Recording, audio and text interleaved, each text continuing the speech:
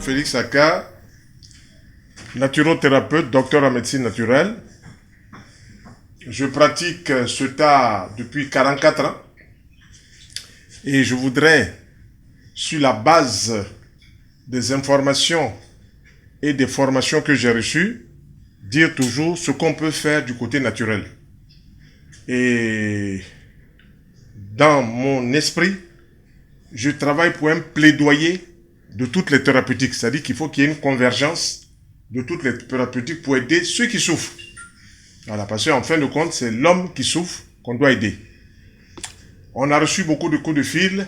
Des personnes nous ont dit, ah oui, docteur Aka, l'alimentation là. Donc, je reprends encore certaines bases que si au petit déjeuner, vous mangez du pain avec du lait de vache et du sucre ou du miel, c'est pour nous déjà assez complexe. Parce qu'on a d'un côté les farineux, le pain, de l'autre côté on a du lait de vache, une protéine, et souvent leurs combinaisons sont pas toujours faciles à digérer, mais ça peut passer encore. Et puis, si vous venez mettre du café dessus, sur le lait, il y a problème. Si vous mettez le cacao sur le lait, il y a problème. Si vous mettez le thé sur le lait, il y a problème. On est assuré en mélangeant le lait avec le café, le lait avec le cacao, le lait avec le thé, d'avoir beaucoup de gaz, d'avoir beaucoup de putréfaction. C'est la biochimie. Comment un aliment réagit par rapport à un autre. Malheureusement, beaucoup de personnes ne se sont pas penchées sur cette situation-là. Et puis tout le monde continue de manger comme ça. Et puis c'est devenu même une loi. Voilà. Or nous, par rapport à ce qu'on voit et par rapport à ce qu'on a étudié avec nos maîtres, qui pour la plupart sont des médecins qui ont souffert pour n'avoir pas compris cela, ont été malades et puis ont été cherchés du côté de l'Angleterre, du côté de l'Amérique. Ils ont trouvé donc des écoles qui existaient, qui parlaient de naturothérapie. Et donc, ils ont appris et puis sont venus proposer cela dans des instituts privés. Et puis, en 1982, octobre 1982, après bien de tractations, de recherches et tout ça, et de rencontres avec le professeur Pierre Cornillot, qui à l'époque était doyen de la faculté de médecine Paris 13, un enseignement a été proposé à plus de 4500 médecins, sages-femmes, infirmiers sur la naturothérapie. Donc, les médecins, c'est vrai, ont suivi la formation pendant 7 ans, 8 ans, on fait les SAMU, on fait les clinicas, tout ça, l'internat, puis ils venaient découvrir une autre chose qui pourrait les aider aussi. Donc, moi, je partage cette culture-là avec tous ceux qui nous suivent sur les deux chaînes. Donc, ce que je voudrais dire, si ces mélanges-là se perpétuent, on est sûr qu'on aura toujours des ballonnements.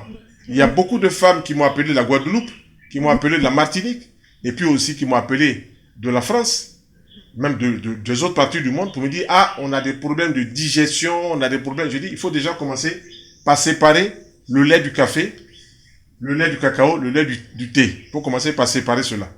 Si vous rentrez dans cette démarche, déjà, il y a un allègement au niveau de la digestion. Maintenant, moi, mon approche, en tant qu'être humain, ayant une physiologie digestive qui s'apparente au chimpanzé, qui s'apparente au orang-outan à 99,99%, il faut pouvoir proposer une autre alimentation. Nous, on propose des fruits.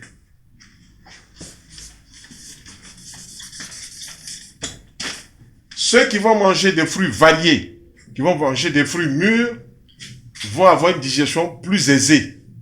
Et ils auront l'accès sans problème. Et toutes ces personnes qui nous ont appelés de par le monde, lorsqu'elles ont commencé à manger plusieurs sortes de fruits au même petit déjeuner, elles nous appellent pour nous dire que maintenant on va à la selle même sans avoir besoin de prendre un laxatif tant naturel que chimique. Tant mieux. Ça montre bien que ces aliments sont physiologiques, qui aident le corps à bien fonctionner.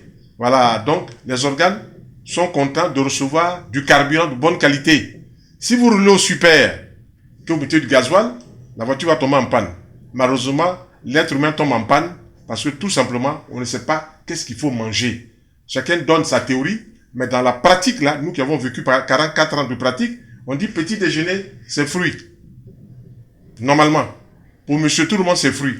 Mais pour le monsieur qui va travailler, qui va soulever des gros sacs de cacao, qui va soulever des gros sacs de sucre, qui va soulever des matières lourdes, c'est vrai, il devrait manger du pain, mais nous, on précise du pain complet. Et ce pain complet devrait être ajouté avec des légumes. Des légumes crus. Et ces légumes crus-là peuvent être assaisonnés. Plus de l'huile d'olive. Plus de l'huile de colza. Plus de l'huile de tournesol. Plus de l'huile de sésame, ne serait-ce que celle-là, une grosse cuillère de chaque.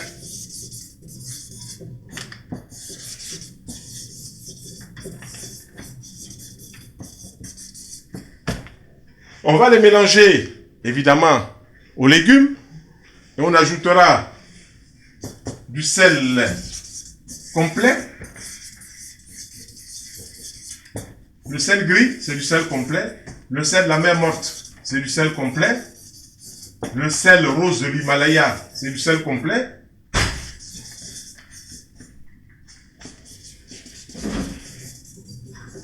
Pourquoi je dis sel complet? Parce que ces sels-là n'ont pas été dénaturés par la chaleur.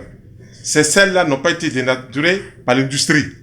Voilà. Tels qu'on les a sortis de leur milieu, l'eau a séché au soleil, dans l'évaporation, et on a eu donc des gros morceaux de sel qui ont été écrabouillés, et puis ça a donné cela.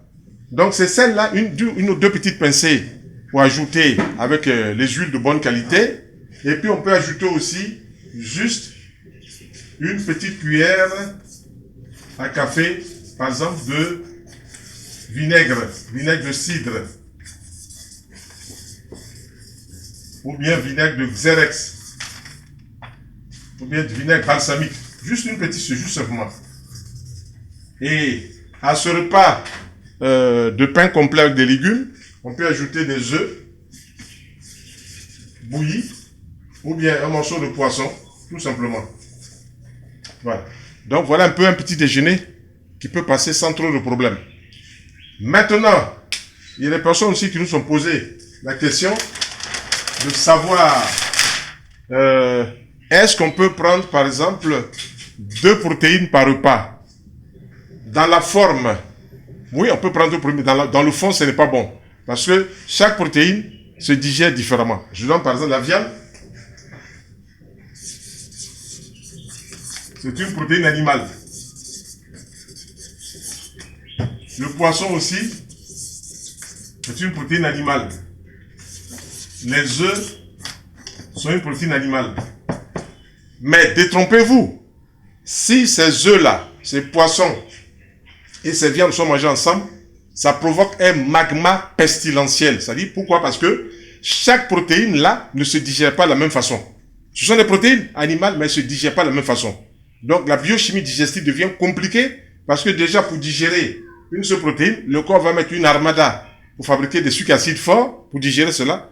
Et lorsqu'on va mettre 3 protéines en même temps, on fabrique vraiment des situations compliquées. Malheureusement, quand on va dans certaines familles, dans certains lieux, les gens mangent plusieurs protéines en pensant qu'ils vont combler les carences. Or, le problème est complètement à côté. Donc, on choisit une seule de ces protéines-là. Et puis, il y a aussi des protéines végétales. Les protéines végétales. On a le soja. On a les champignons. On a les lentilles. On a les petits pois. On a des haricots rouges. On a des haricots blancs, etc., etc., etc. Alors ça, tout ça c'est protéines. Mais il y a un côté végétal et un côté animal. Si on introduit suffisamment de légumes en tête de repas et qu'on mange une protéine végétale, la digestion est aisée. Si on prend des légumes en tête de repas et qu'on mange une protéine animale, la digestion aussi va se faire. Mais nos préférences par rapport à l'expérience de 44 ans nous dit qu'on doit privilégier les protéines végétales par rapport aux protéines animales. Ça veut dire qu'il faut panacher. On peut faire par exemple 2 ou 3 jours de protéines végétales, 1 jour ou 2 jours de protéines animales. Donc, à midi, on peut manger on peut manger des œufs, puis le soir manger des champignons. On fait comme ça, on varie comme ça tous les jours. Ça permet au corps d'avoir des protéines présentées sous plusieurs angles, sous plusieurs molécules. Donc voilà la précision que je voulais faire pour les personnes qui nous ont posé des questions. Maintenant, lorsque on mange un repas comme un féculent ou un farineux, le riz, le pain, les pâtes, le riz, le pain, les pâtes, les pommes de terre, les patates douces, l'igname, le fonio, le sorgho, tout ça, ce sont des féculents, des farineux qui demandent beaucoup de digestion aussi. Alors, si on veut digérer bien ces aliments-là, on les mange avec des légumes. Si on mange de l'igname avec de la viande, il faut qu'il y ait toujours des légumes, même cuits dans la sauce, pour faciliter la digestion. Parce que ici, tout cela demande des sucres amylacés. C'est comme ça qu'on fonctionne dans la digestion. Alors que les autres demandent des sucres acides forts. Malheureusement, quand la digestion commence, c'est dans la bouche que la digestion des farineux commence.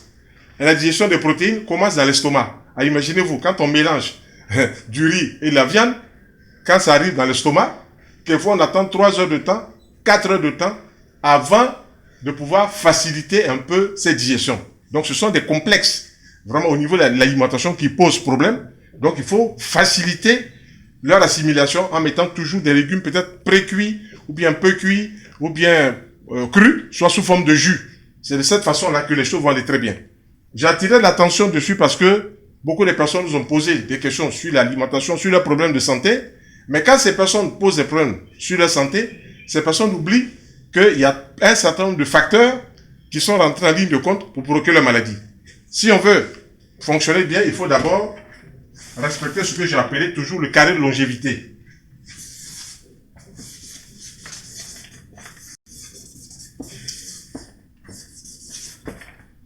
Carré, c'est 4. 1, 2, 3, 4. Donc, premièrement, alimentation saine.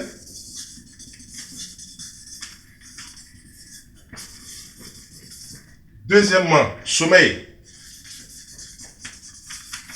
Réparateur et récupérateur. Très bien. Troisièmement, l'exercice physique doux ou la marche.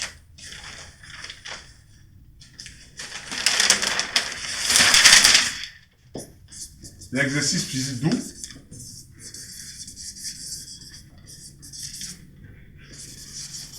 On peut mettre en parenthèse la marche.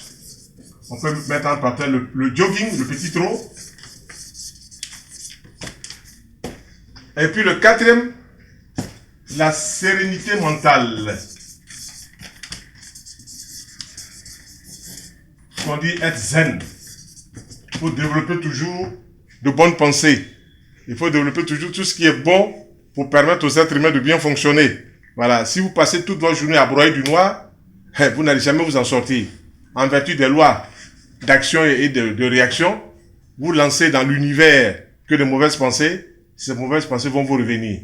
Voilà. C'est pour cela qu'il est bon d'avoir de bonnes pensées pour tous ceux qui sont autour de nous.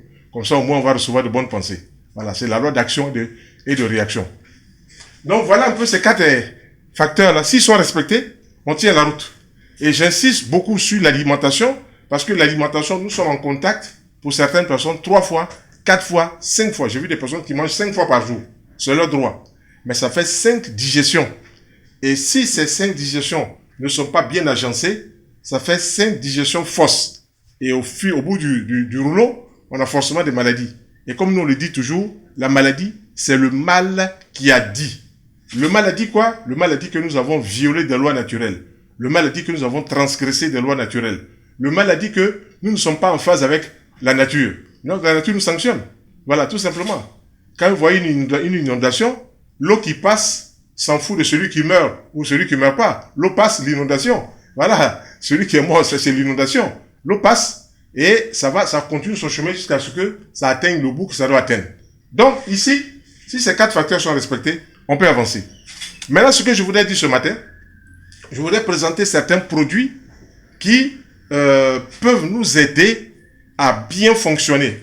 Si on met l'alimentation telle que je le conçois, petit déjeuner fruits,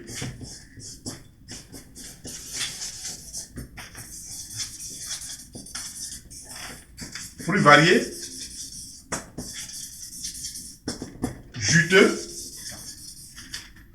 à volonté. On peut répartir les fruits variés en 2 catégories. Les fruits juteux, tous les fruits, il y a du jus, et puis les fruits secs. Voilà, tous ceux-là sont des fruits. Et tout cela doit être de préférence cru. Donc on peut faire quoi? Dans la semaine, on peut prendre 3 ou 4 jours pour ne manger que des fruits juteux, orange, pamplemousse, mandarine, pomme, papaye, raisin, corosol, pastèque, melon, etc., etc. Pendant 4 jours au petit déjeuner, on les varie. Et puis le 5e, 6e jour, par exemple, on peut manger des fruits secs. On peut manger des arachides crus, on peut manger des noix de cajou crues, on peut manger des noix de coco crues, on peut manger des amandes crues, on peut manger des noisettes crues, on peut manger des noix de pécan, des noix de Brésil crues. Voilà les fruits secs. Et le 7e jour, on choisit un petit déjeuner cuit. Le 7e jour, donc petit déjeuner cuit, je mets 7e jour. Petit déjeuner cuit. Et là, on peut se permettre de manger la semoule de manioc qu'on appelle la tchéké en Côte d'Ivoire, la semoule de manioc. Et on mangera quoi? Avec des légumes crus, hachés, plus peut-être du poisson. Même poisson qui n'est pas frit. Et si le poisson est frit, il faut enlever la peau. Voilà. Un poisson cuit, mais il faut enlever la peau s'il est frit. Parce que la peau garde toutes les saletés de l'huile. Voilà. Et c'est comme ça que on finit par se taper de sales maladies et on va rechercher ailleurs ce qui est dans l'alimentation. Donc, ou bien encore, un morceau de pain complet.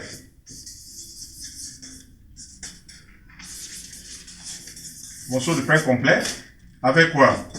Des œufs. Ou bien du poisson.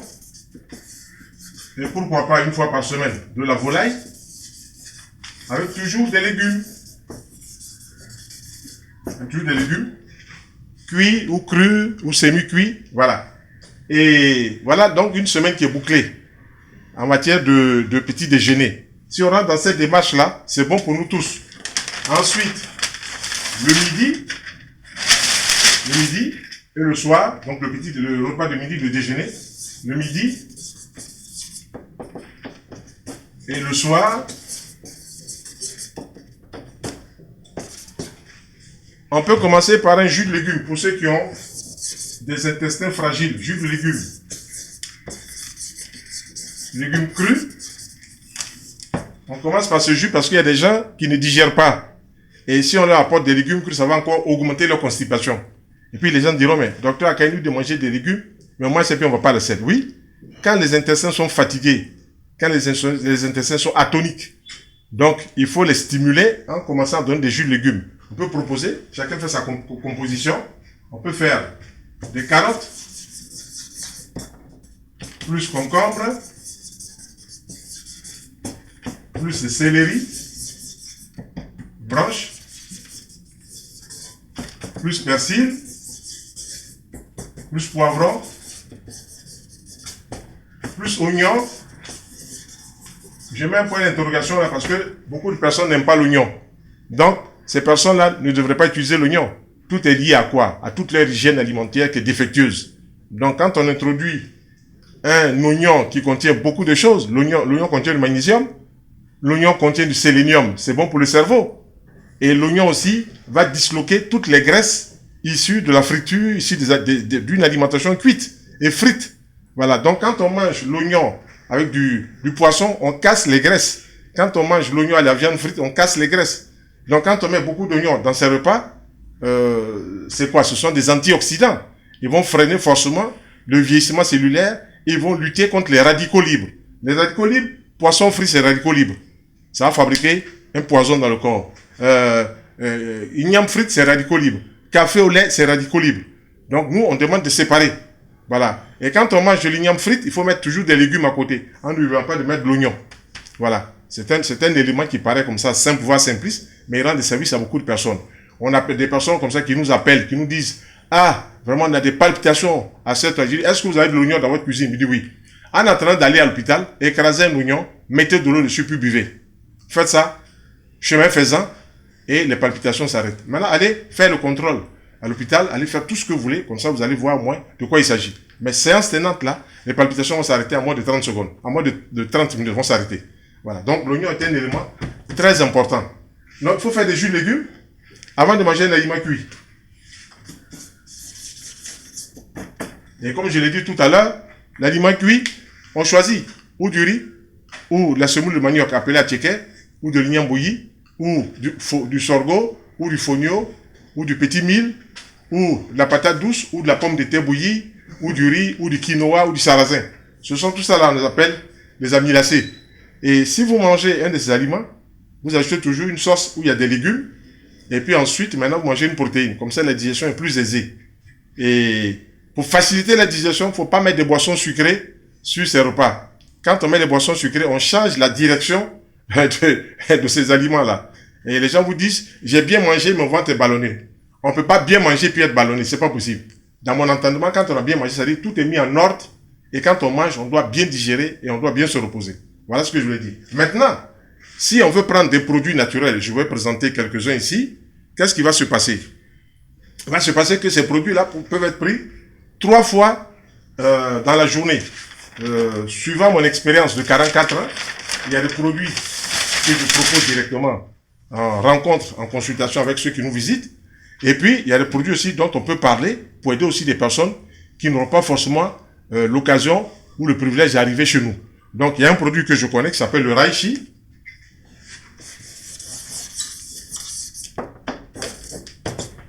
Ce reishi, je vais vous le montrer.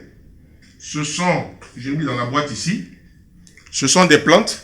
Ça vient du Japon, de la Chine. Ces plantes-là sont connues pour être des antioxydants. Antioxydants, ça veut dire quoi? Ça freine le vieillissement. Antioxydants.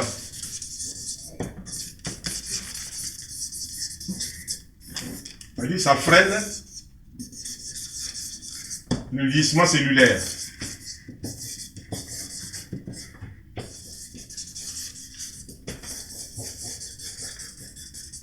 Toutes les études qui ont été faites ici et là, dans certains laboratoires au Japon, dans certains laboratoires en Chine et de par le monde, montrent bien que le reishi possède des propriétés antidéprimes. C'est-à-dire que quand on prend le reishi, si on est déprimé, si on est sous stress, ça va nous calmer. Donc, propriété antidéprime.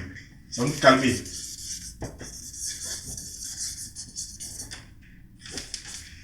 Ça, c'est un élément qui a été observé. Donc, qui dit déprime, dit stress. Donc, antidéprime, anti-stress. Stress de la vie trépidante. Stress de la vie alimentaire qui n'est pas toujours en ordre. Voilà, on mange et puis c'est un soir, on a envie de dormir. Ça, c'est un stress. Voilà, parce que l'aliment ne doit pas nous faire dormir sur le champ. Il y a trop d'énergie qui est utilisée par le corps pour digérer ces aliments, donc on est obligé de dormir. Et non, quand on a mangé un aliment, on doit avoir plutôt une euphorie plutôt que de dormir séance tenante. Et tous ceux qui vont manger plus de 2 féculents farineux, l'estomac est hyper chargé et l'organisme a envie de se reposer pour essayer de digérer un aliment qui mettrait du temps en temps normal. Ensuite, on a vu que le reishi avait quoi? Il avait une action sur le système nerveux, donc il est neuroprotecteur.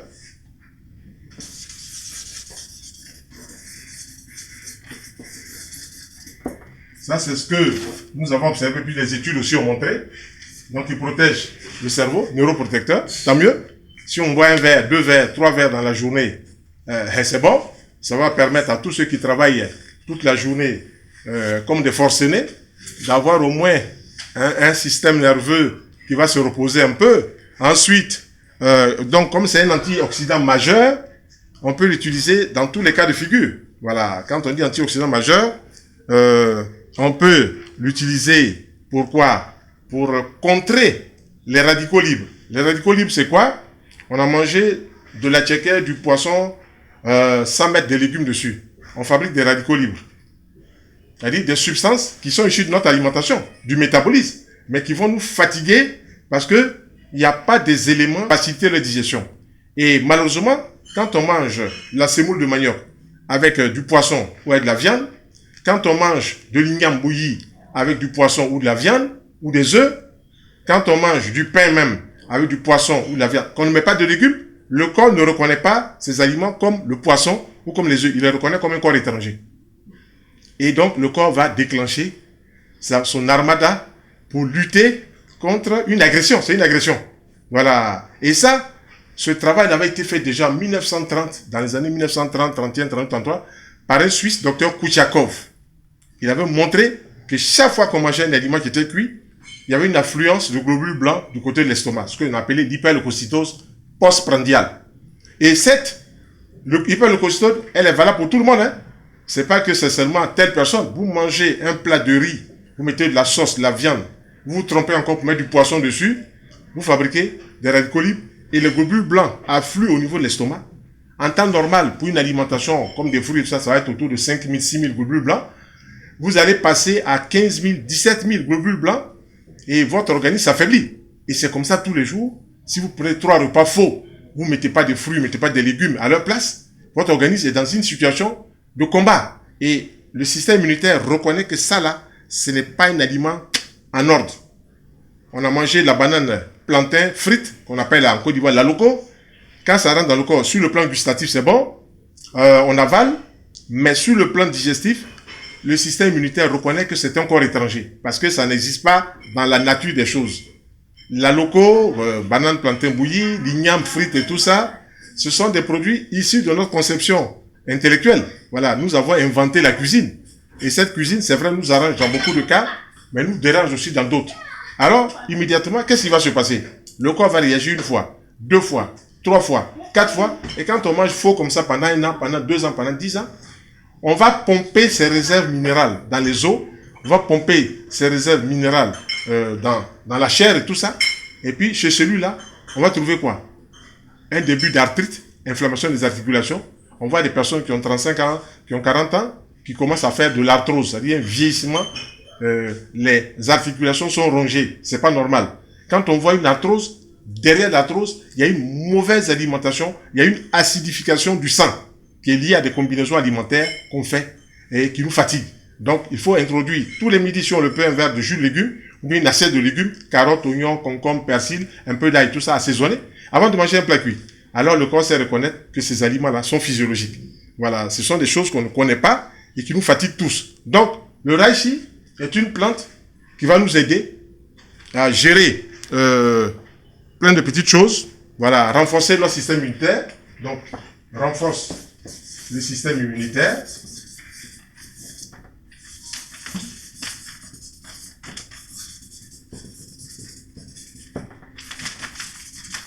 Donc, le reishi renforce notre système immunitaire. Ensuite, le reishi nous aide à quoi? À être en bonne santé. Le reishi va lutter lentement, progressivement, en aidant le corps à mieux gérer son hypertension, donc contre l'hypertension artérielle. Ok? Le reishi, qui est une plante qui contient au moins 400 composés, suivant les études qui ont été faites, va nous aider à lutter aussi contre le diabète. Et les études aussi ont montré que les personnes qui sont atteintes de cancer, quel que soit le cancer, peuvent boire cela aussi. Si elles font leur traitement à l'hôpital, formidable, mais boire cela, ça va les aider à mieux gérer leur cancer, à mieux gérer la phase qui panique 99% des personnes qui sont atteintes d'un cancer. Donc, le cancer, c'est tout un ensemble de choses qu'il faut gérer. Mais ça, ce n'est pas notre sujet aujourd'hui. Notre sujet, c'est amener les personnes à s'intéresser à l'alimentation pour renforcer leur immunité et puis utiliser des plantes comme le reishi pour aider à lutter lentement, progressivement contre l'hypertension artérielle qui est une maladie de notre civilisation. le diabète aussi de type 2 sucré ou de type 1 insipide. Tout ça sont des maladies de notre civilisation. Façon dont nous vivons, c'est comme ça qu'on fabrique ces maladies. Voilà. Donc, le reishi aussi va nous aider à gérer tout ce qui est sphère digestive des ulcères. Oui, va nous aider à gérer les ulcères. Et puis, le reishi aussi va nous aider à gérer tout ce qui touche le cerveau aussi, les accidents vasculaires cérébraux. Donc, si l'accident se survient, on va à l'hôpital, formidable. On va faire tout ce qu'il y a à faire là-bas. Et puis ensuite, si on commence à boire les infusions de reishi, un verre le matin, un verre à midi, un verre le soir, on va aider le corps, on va aider le système immunitaire à bien fonctionner. On va protéger lentement les cellules du cerveau. Voilà ce que je voulais dire par rapport à cette première plante. La deuxième plante dont je voudrais parler, c'est le cordyceps. Le cordyceps militaris. Ce sont des plantes qui sont bien connues dans le codex pharmacologique de l'Orient. Vous allez en Chine, on connaît bien le cordyceps. C'est les plantes qui sont utilisées depuis des millénaires. Vous allez au Japon, on connaît bien le cordyceps. Parce que dans cette zone du monde, il y a beaucoup de champignons. Il y a beaucoup de champignons et le cordyceps sont des plantes sous forme de champignons, sont des plantes qui ont des propriétés. Voilà. Et 5000 ans avant notre ère, les Chinois utilisaient déjà les plantes. Et quand vous allez en Chine, il y a des écoles qui vous enseignent pendant 4 ans, pendant 5 ans, des plantes pour aider à soigner les gens. Et en Chine, vous avez donc, dans certains hôpitaux, vous avez la médecine, on pourrait dire occidentale, et puis vous avez aussi la médecine traditionnelle chinoise, et même il y a des écoles qui ont été ouvertes en France, dirigées par des médecins même qui ont étudié ça en Chine, médecine traditionnelle chinoise. Bref, le cordyceps est une plante antioxydante. Elle a cette couleur-là, je vous la montre. Elle a cette couleur marron, enfin marron clair si on peut dire. Marron clair, ça se présente sous forme de traits filaments. Voilà, sous forme de feuilles, voilà, séchées. Voilà, comme ça. Et donc, ce cordyceps-là, son rôle, c'est quoi? C'est aussi un antioxydant majeur. Il va nous aider à renforcer le système immunitaire. Donc, le cordyceps aussi renforce antioxydant.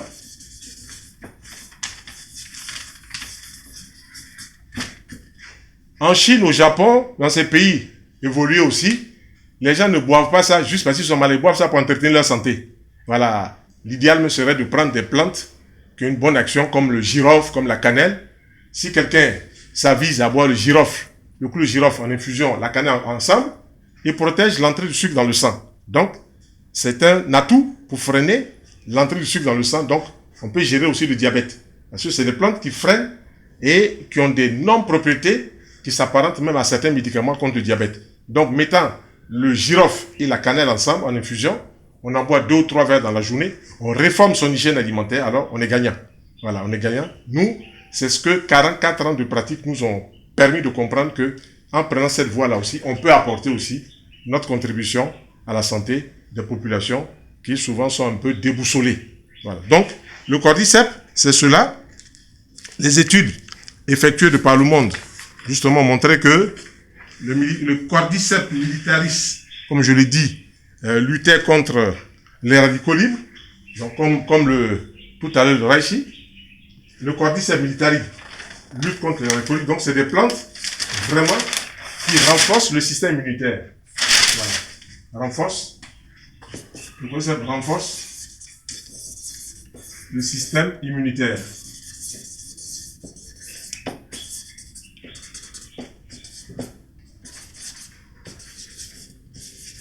Donc, renforce le système immunitaire. Le cordyceps, évidemment aussi, lutte contre l'hypertension. Voilà. Donc, ça agit un peu de la même façon comme le reishi. Donc, aide à lutter contre l'hypertension, aide à lutter contre le diabète. Et tout ça, si ces plantes sont bues 3 fois dans la journée, on fait tremper juste, je vous ai montré ces petites feuilles-là, juste peut-être 5 ou 6 comme ça dans un grand verre d'eau chaude. On en fait 3 comme ça. On est assuré d'avoir de bons éléments qui travaille sur la circulation, qui travaille sur les glandes comme le pancréas pour le diabète, qui travaille sur le cœur, les reins, et forcément, on est gagnant. Bonne alimentation, quelques plantes, toute la porte de la santé s'ouvre à nous. Voilà, ce sont des méthodes naturelles que je voudrais vous expliquer le plus simplement possible pour que vous ayez accès à cette information et que vous ayez accès aussi à la santé. Voilà, vous avez accès à la santé aussi le plus facilement possible. Voilà donc ce que je voulais dire. Maintenant ici, on a un mélange de plusieurs plantes que nous avons reçues. Ce mélange de plusieurs plantes, il y a dedans, présenté toujours sous forme de sachet, mais c'est des plantes qui ont été mélangées, qu'on a mis sous forme de sachet. Ce mélange, je vais vous donner le nom des plantes qui composent ce mélange bon pour l'ensemble du corps. On a donc dedans, on a la cannelle, on a le gingembre, on a le gombo, on a même le cordyceps. Voilà des mélanges qui sont bons. Ensuite, on a le curcuma dedans. On a le noni.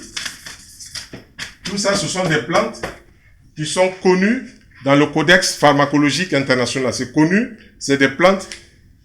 Les chercheurs ont montré que ça peut nous aider dans tous les cas de figure. Voilà, donc, gingembre, cannelle, noni, curcuma, cordyceps, même le café arabica fait partie de ce mélange-là. Café arabica fait partie de ce mélange. Encore d'autres plantes. Donc c'est vraiment un complexe hautement vitaminé. Le café arabica, il y a d'autres plantes que le Ganoderma, l'Isidium. Toutes ces plantes-là sont connues pour leur efficacité sur les mécanismes de l'organisme. Donc, ça intervient pour lutter contre la fatigue d'abord. Ça intervient pour lutter contre le diabète. C'est des plantes qui apportent des hormones intéressantes pour que le pancréas fonctionne bien. Contre le diabète, c'est des plantes qui agissent aussi sur la faiblesse, donc contre la faiblesse sexuelle. La faiblesse sexuelle. Donc c'est un autre gozoblé aussi, puisque nous en avons parlé dans les émissions passées du gozoblé, concept que nous avons développé pour dire que quand on fait un mélange de plusieurs plantes, on va avoir une action remarquable sur la libido. Donc le mélange de toutes ces plantes qu'on a citées, c'est aussi une forme de gozoblé parce que ça lutte contre la faiblesse sexuelle. Voilà. Et puis ensuite aussi, ça améliore le système immunitaire. Voilà. Donc, voilà ce qu'on peut tirer sur ces plantes dont j'ai cité tout à l'heure, ça améliore le système immunitaire. La dernière plante dont on parlera, c'est un champignon. Toutes ces plantes-là sont bien pour notre santé, pour notre bien-être. Ce champignon-là, quand on le voit, il ressemble à la crinière de lion. Donc en anglais, les gens appellent ça lens, crane lens. Donc crinière de lion. Donc cette crinière de lion, c'est un champignon. C'est un champignon. En français, les gens l'appellent crinière de lion parce que ça ressemble à la crinière du lion. Évidemment, toutes les plantes qui sont des champignons, comme le reishi, entre parenthèses, comme le Ganoderma, entre parenthèses, comme le shiitake, entre parenthèses, comme le maitake, sont des plantes qui ont un pouvoir pour agir sur l'ensemble du corps, pour protéger le corps, pour renforcer le système immunitaire et pour aider à lutter contre les maladies de notre civilisation. Voilà, donc c'est à notre disposition. Ceux qui veulent s'en procurer pour boire, on pourra les orienter vers les maisons spécialisées pour pouvoir, même dans certaines pharmacies spécialisées, qui vendent ces produits-là, tant mieux. Et nous, notre rôle, c'est d'apporter notre contribution pour que les personnes se portent bien. Alors, ce mélange-là, qu'est-ce qu'il donne? Il a une bonne action pour la croissance et la réparation nerveuse. Donc, c'est bon pour la croissance. Ce champignon-là qu'on appelle la crinière de lion. Croissance et réparation nerveuse.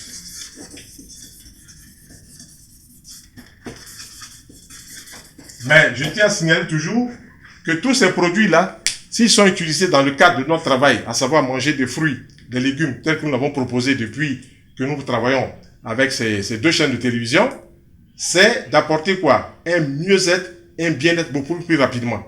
Quand on mange des fruits, on mange des légumes, on va apporter un bien-être. Quand on va apporter des plantes médicinales qui sont connues dans le Codex pharmacologique international, vous allez en Chine, vous trouvez cela, vous allez au Japon, vous trouvez cela. Dans tous les pays asiatiques, vous trouvez cela. Voilà, donc, quand on va apporter cela, en plus de l'alimentation dont j'ai parlé tout à l'heure, on ne peut que faire du bien à notre organisme. Alors, comme pour les premières plantes qui ont été citées, toutes ces champignons-là apportent une aide à notre mémoire. Donc, dit faculté ou fonction cognitive. Fonction cognitive. Donc, c'est bon pour la mémoire. Donc, toutes les personnes, quand elles ont passé 65 ans, 66 ans, 70 ans, commencent à avoir des problèmes au niveau de la mémoire, ça veut dire quoi? Que leur cerveau n'est pas assez oxygéné, que leur cerveau ne reçoit pas le carburant dont il devrait avoir, parce que l'alimentation déjà n'apporte pas les éléments. Alors, on peut prendre ces plantes-là, ces champignons-là qu'on appelle la crinière de lion, pour pousser un peu, 3 verres par jour, ça va nous aider à pousser un peu, à oxygéner notre cerveau, afin que les différentes mémoires puissent se mettre à bien fonctionner. Dans notre cerveau, il y a plusieurs mémoires. Il y a la mémoire procédurale, il y a la mémoire sémantique, il y a la mémoire épisodique, il y a la mémoire, comment on appelle ça, hippocampienne. Donc, il y a beaucoup de mémoires dans le cerveau. Voilà. Et quand on vous dit quelque chose, que vous rappelez 1980, paf, dans votre tête, ça saute, mémoire épisodique. Ça vous saute, ces jours-là, il y a eu telle chose. Voilà. Et quand votre mémoire hippocampienne commence à disparaître, vous ne savez plus parler. Voilà. Et on arrive quoi? Sur des maladies Alzheimer. Et cette maladie-là, la maladie d'Alzheimer se présente par les 3 A. Agnosie, perte de la mémoire, de la connaissance. Aphasie, perte du langage. Et puis apraxie, perte de la motricité. Or, en prenant des plantes comme le champignon crinière de lion, avec un bon programme alimentaire, on commence à améliorer les facultés cognitives. Voilà, on commence à améliorer cela. On retrouve un peu ses esprits. Voilà, on n'est pas dans un état vaseux, on n'est pas dans un état où notre cerveau commence par se rapetisser. On appelle ça ramollissement cérébral. Or, si on apporte de l'oxygène par l'alimentation, par de bons produits naturels, le cerveau reste aussi longtemps en bonne santé. C'est ce que je voudrais expliquer et je reviendrai encore prochainement pour expliquer que notre alimentation est notre pilier de base en matière de santé. Si on ne règle pas ce problème, on frappe tout droit dans le mur. Et puis quand on cogne sa tête là-bas, on se dit, mais